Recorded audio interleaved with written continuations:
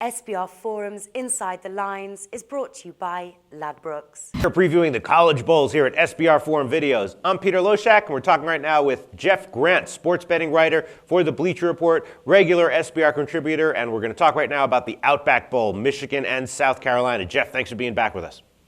Great to be with you, Peter. All right, now the Outback Bowl. I will say, just to start things off, I talk to Brent, the headlines manager at DSI, every Thursday, and the last call that I did with him, I asked him if there was any notable action for the later bowl games that he saw, and this was the game he singled out. He said he got a ton of sharp action early on South Carolina. They bet this line all the way up to -5.5, which is where it is right now. South Carolina was a very good bet on the year. They were 8-4 against the spread. Michigan was not 5-7 against the spread. Michigan also has their starting cornerback and their punter suspended for this game, but I feel like a lot of the problems that Michigan had covering the spread was because Denard Robinson was the quarterback and he sort of like underachieved, underwhelmed, and didn't live up to expectations. But Devin Gardner has sort of given the team a different look, and if he starts here, I'm not so sure that South Carolina giving all these points is a good thing to do. What do you think?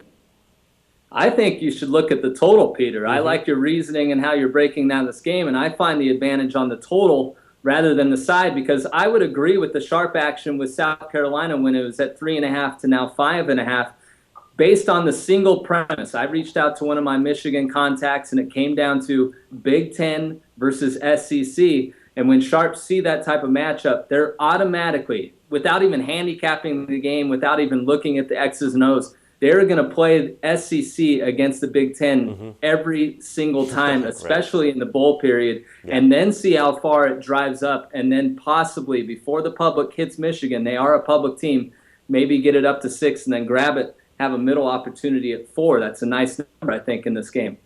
The over, I like. I like the total. I think people are going to bet the under. South Carolina is 12th in the nation in defense. Michigan is just a spot ahead of them, allowing 311 yards per game. South Carolina 312. But I think that the Gardner factor here, as you mentioned, he has completed much more passes than Denard Robinson ever has. And I also like that Denard Robinson, he may not have full ability in his throwing shoulder, but he has gone in the back and the running back. He's been in the backfield for them the last few games, and he may have the ability of throwing the ball in one of those spread option attacks from the backfield. And there's also a key ingredient here, field position-wise, and I think we might get a special team score here, Peter.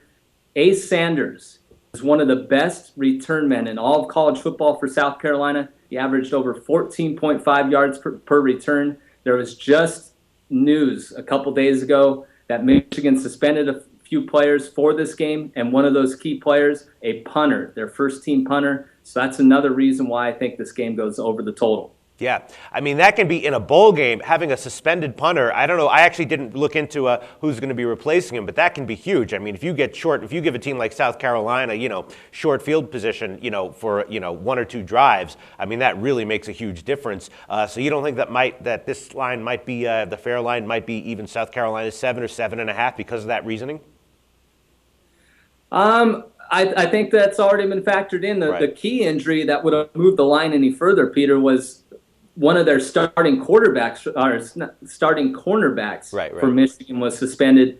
And my Michigan contact said that was going to be a big thing because everybody's going to look at the numbers that Michigan has put up defensively. I think they lead the Big Ten or even the nation in pass defense, but they don't face a lot of pass-oriented teams in the Big Ten. And you have Steve Spurrier, you give him a month. He already said he's going to go with the QB carousel. He's going to go with Connor Shaw and Dylan Thompson. So that's, once again, another reason why I like the over, is if Michigan doesn't have their best cornerback in the secondary to go against Spurrier in his game plan, that may be enough because we're not going to have Marcus Lattimore in this game, but Spurrier will be able to do some things offensively. All right. Makes a lot of sense, Jeff Grant. Thanks. We'll see where this line closes. Thank you.